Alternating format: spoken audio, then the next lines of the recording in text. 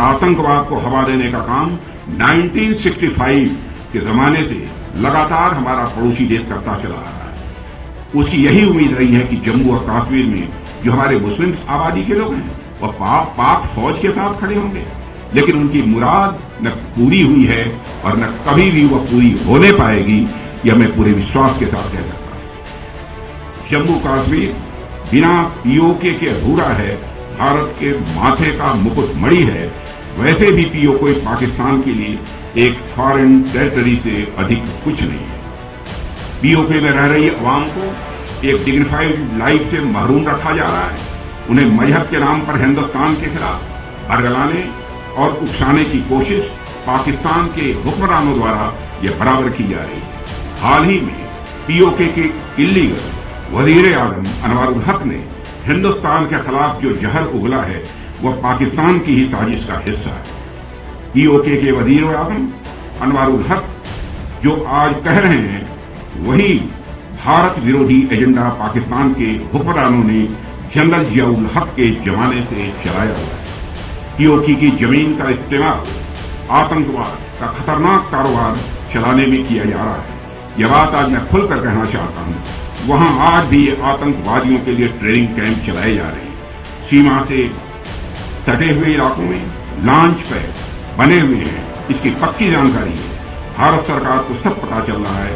पाकिस्तान को इनको खत्म करना ही होगा, नहीं तो डाट डाट डाट। माननीय उपराज्यपाल श्री मनोज जी सिन्हा, जम्मू कश्मीर के माननीय मुख्यमंत्री जनाब उमर अब्दुल्ला साहब, मिनिस्टर जल शक्ति जनाब Javed Ahmed Rana, Shri Satish Sharma, minister government of Jammu Kashmir Shri Jugal Kishore ji Sharma, member of parliament Jammu Kashmir, general Anil Chauhan, chief of defence staff, lieutenant general M V Suchindra Kumar, GOC-in-C northern command, Shri Atal Dulloo, chief secretary Jammu Kashmir, यहां मौजूद अन्य हमारे सारे जनप्रतिनिधिगण, अधिकारी वर्ग, हमारे सभी सम्मानित वेटरन्स, वीर नारियां और मेरे मीडिया के मित्रों, वेटरन डे के अवसर पर आज अखनूर में आप सबके बीच आना मैं मानता हूं कि हमारे लिए बहुत ही एक प्रसन्नता का विषय है। मैं यहां उपस्थित और पूरे देश के सारे वेटरन्स और उनके परिवारजनों को मकर संक्रांति और नव वर्ष की हार्दिक शुभकामनाएं देता हूं। ऐसा माना जाता है कि मकर संक्रांति का दिन अपने परिवार वालों के साथ मनाया जाना चाहिए। तो आज मैं अपनी लार्जर फैमिली यानी हमारे वेटरन्स के साथ संक्रांति का पर्व मनाने आप सबके बीच यहां आया हूं। साथियों, नाम इसके भले ही अलग अलग हों, लेकिन आज के दिन का उल्लास पूरे देश में एक जैसा ही रहता है। इसलिए इस मंच से मैं आज के दिन का उत्सव मनाने वाले हर एक भारतीय को अपनी तरफ से ढेर सारी हार्दिक शुभकामनाएं देता हूं। और ये अच्छी बात है कि इस बार का वेटरन्स डे समारोह हम सब अखनूर कश्मीर में मना रहे हैं। यह निश्चित रूप से हमारे लिए बहुत बड़ा क्षण है, क्योंकि आप देखिए 3 वर्षों से जाने अनजाने में या फिर चाहे अनचाहे सरकारों ने कश्मीर को अलग तरीके से ट्रीट किया है। इसका परिणाम यह हुआ है कि हमारे कश्मीरी भाई बहन कभी भी उस तरह का जुड़ाव महसूस नहीं कर पाए। मैं इतिहास के उन पन्नों को नहीं पलटना चाहता हूं, मैं बस यही कहना चाहता हूं कि वो पुराने दिन अब चले गए। अब हमारी सरकार की सबसे बड़ी प्राथमिकता है कि हमें कश्मीर और देश के बाकी हिस्सों में जो भी थोड़ी बहुत दिलों की दूरियां रही होंगी उसको मिटा देना है। और मैं उमर अब्दुल्ला साहब जो यहां के मुख्यमंत्री हैं, मैं उनको बधाई देना चाहता हूं। इस दिशा में उनके द्वारा कदम उठाए जा रहे हैं। सरकार में आने के बाद हम अपने प्रयासों को जमीनी धरातल पर लेकर आए हैं।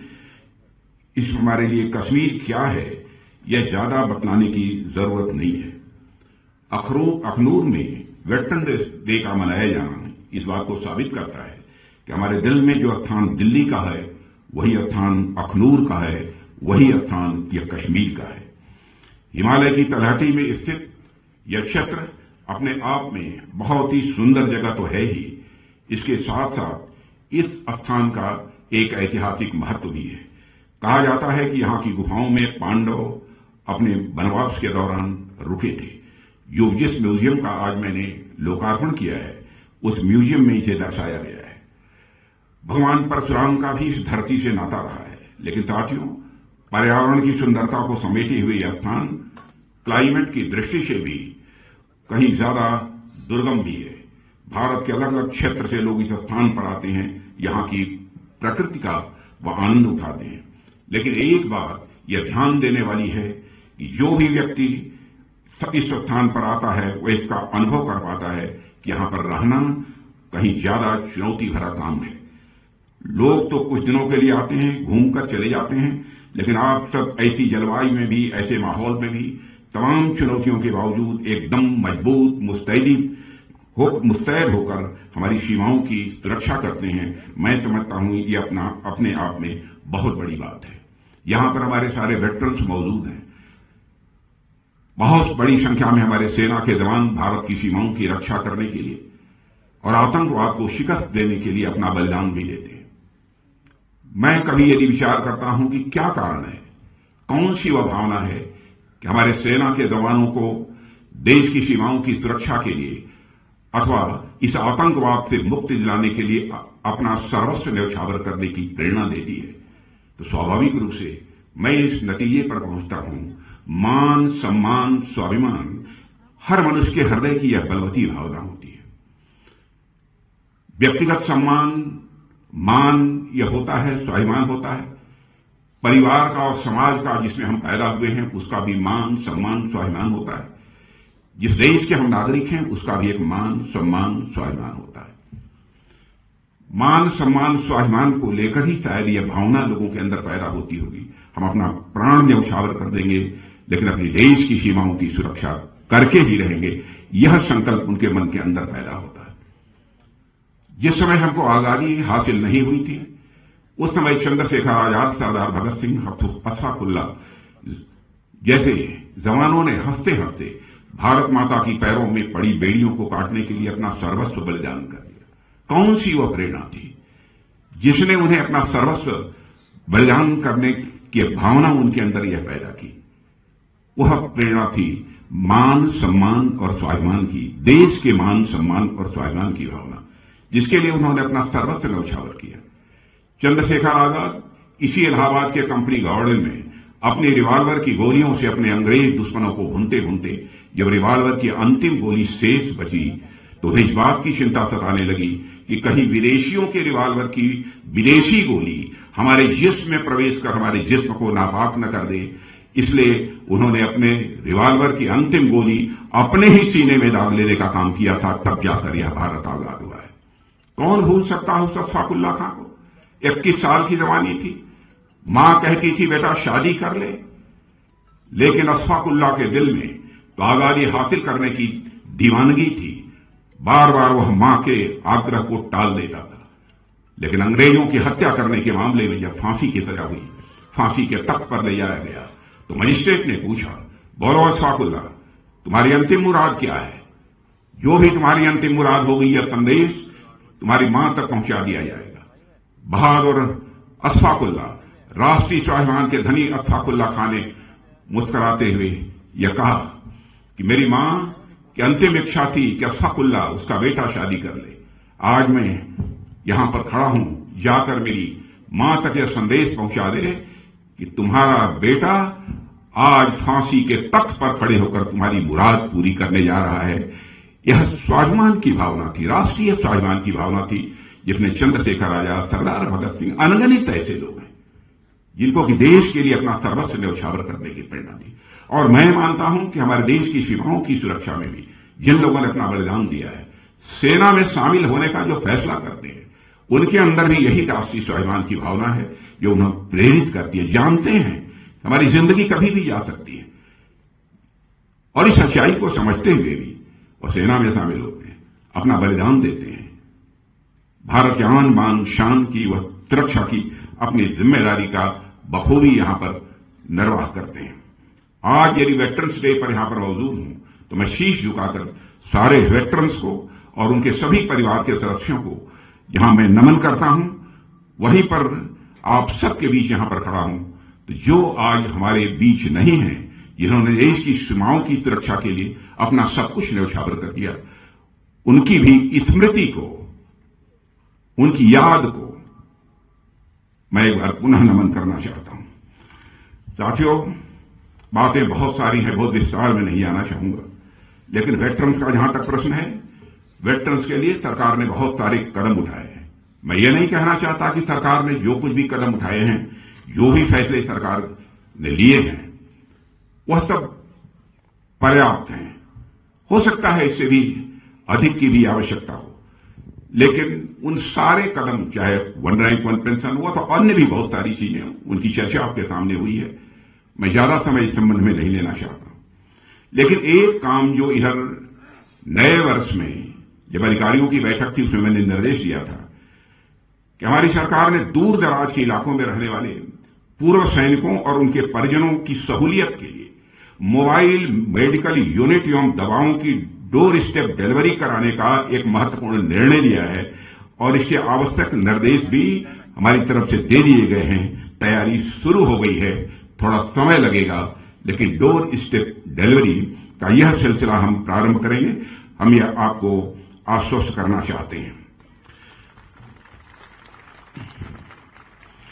साथियों, जैसा कि आप सभी वेटरन्स अच्छी तरह समझते हैं कि 1965 में भारत पाकिस्तान युद्ध हुआ था और उसके 60 वर्ष पूरे हो गए। यह डायमंड जुबली ईयर है, हीरक जयंती वर्ष है। इसी अक्टूबर में 1965 में बेहद अहम लड़ाई लड़ी गई थी। पाकिस्तान की फौज ने ऑपरेशन ग्रैंड स्लैम के नाम से जो नापाक कोशिश इस अखनूर में की थी, उसे भारतीय सेना ने न केवल विफल किया, बल्कि एक नया मोर्चा खोलकर और आगे बढ़कर लाहौर तक पहुंचने में भी काफी कामयाबी हासिल की थी। 1965 के युद्ध में जंग के मैदान में मिली जीत भारतीय सेनाओं के शौर्य, पराक्रम और यह बलिदान का परिणाम था। आप इतिहास उठाकर देखिए, भारत से हुई हर जंग में पाकिस्तान हारा है, चाहे 1948 में हुआ कबायली हमला हो, या 1965 का युद्ध हो, या 1971 का युद्ध हो, या फिर 1999 का कारगिल युद्ध हो। हर लड़ाई में पाकिस्तान को हार का मुंह देखना पड़ा है। अवैध घुसपैठ और आतंकवाद को हवा देने का काम 1965 के जमाने से लगातार हमारा पड़ोसी देश करता चला आ रहा है। उसकी यही उम्मीद रही है कि जम्मू और कश्मीर में जो हमारे मुस्लिम आबादी के लोग हैं, वह पाक फौज के साथ खड़े होंगे, लेकिन उनकी मुराद न पूरी हुई है और न कभी भी वह पूरी होने पाएगी, यह मैं पूरे विश्वास के साथ कह सकता हूं। क्योंकि आपने देखा होगा, न तो 1965 में यहां के लोगों ने पाकिस्तान का साथ दिया, न ही आतंकवाद के इस दौर में साथ दिया, बल्कि आतंकवाद से लड़ते लड़ते हमारे कई मुस्लिम भाइयों ने भी अपनी शहादत दी है। मोहम्मद उस्मान को भी मैं नहीं भूल सकता। पहले ऐसे मुस्लिम व सैनिक थे जिन्होंने देश की सीमाओं की सुरक्षा के लिए अपना बलिदान दिया था। पाकिस्तान अपनी तरफ से पूरी ताकत झोंकता है कैसे भारत को डिस्टेबलाइज किया जाए। इसके बावजूद पाकिस्तान ने आज तक आतंकवाद का दामन नहीं छोड़ा है। आज भी 80% से अधिक आतंकवादी पाकिस्तान से ही भारत में आते हैं। सीमा पार से जारी आतंकवाद 1965 में ही समाप्त हो गया होता यदि तत्कालीन सरकार ने जंग के मैदान में मिली कई स्ट्रेटेजिक एडवांटेज को बातचीत की मेज पर स्ट्रेटेजिक एडवांटेज में न बदल दिया होता। स्ट्रेटेजिक एडवांटेज हमको मिली थी, लेकिन बातचीत की मेज पर स्ट्रेटेजिक एडवांटेज में हम नहीं बदल पाए। यह आरोप नहीं है, जो हुआ उसके पीछे उस समय उनकी कुछ सोच रही होगी, उसकी चर्चा मैं यहां पर नहीं करना चाहता। साथियों, 1965 के युद्ध में भारतीय सेनाओं ने हाजी पीर पर तिरंगा लहराने में सफलता हासिल की, मगर उसे बातचीत की मेज पर छोड़ दिया गया। यदि न हुआ होता तो शायद आतंकवादियों की घुसपैठ के रास्ते उसी समय बंद हो गए होते, मैं ऐसा मानता हूं। इसकी शुरुआत हमने जम्मू और कश्मीर से धारा 377 समाप्त करके की है। आज यहां हालात काफी हद तक बदले हैं। इस सच्चाई को सभी को स्वीकार करना पड़ेगा। जम्मू कश्मीर बिना पीओके के अधूरा है, भारत के माथे का मुकुट मणि है। वैसे भी पीओके पाकिस्तान के लिए एक फॉरेन टेरिटरी से अधिक कुछ नहीं है।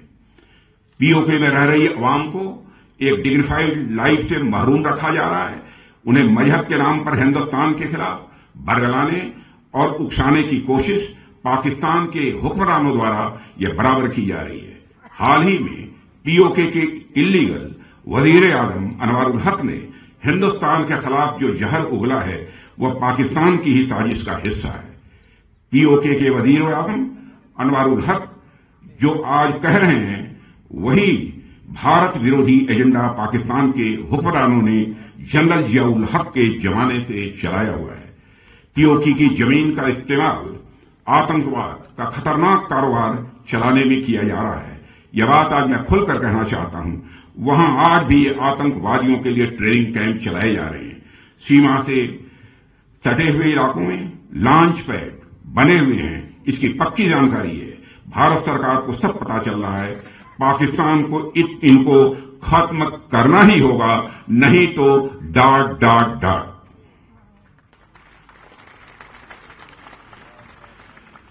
साथियों, आज के अवसर पर बहुत सारी बातें थी जो मैं आप सबके सामने रखना चाहता था, लेकिन हमारे पूर्व वक्ताओं ने भी विस्तार पूर्वक बहुत सारी चर्चा आपके सामने कर दी है, इसलिए उस विस्तार में मैं बहुत अधिक नहीं जाना चाहता हूं। अपनी बात को और आगे न बढ़ाते हुए यहीं पर एक बार पुनः आप सब वेटरन्स जो यहां पर मौजूद हैं, हमारी जो वीर नारियां यहां पर मौजूद हैं और सारे भारत के जो हमारे वेटरन्स और वह भी वेटरन्स जो दुनिया के दूसरे देशों में भी रहते हैं, वहां भी कामकाज कर रहे हैं, उनको और उनके परिवार के प्रति हृदय से सम्मान की अभिव्यक्ति करते हुए और मकर संक्रांति नव वर्ष की पुनः हार्दिक शुभकामनाएं देते हुए अपना निवेदन यहीं समाप्त करता हूं।